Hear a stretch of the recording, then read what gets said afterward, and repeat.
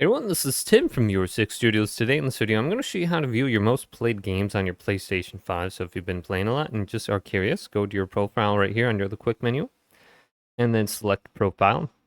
And it might display on the top here. So it says most played games. So I can just choose this. And you can see some games already listed in here, like Call of Duty. Well, I got 3 different Call of Duties on here. So I can select this now. Now bring me to the games section on the top. So just go to the games section and you can see your most played games. So right now I have it set to, I believe most recent, no, it looks like most played on the top right. So it's sorted right there. And you can see all my most played games. So I got Elder Scrolls, Fortnite, Call of Duty.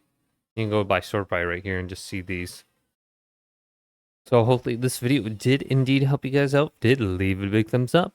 And subscribe to my channel down below for more tech videos coming up next on Your Six Studios.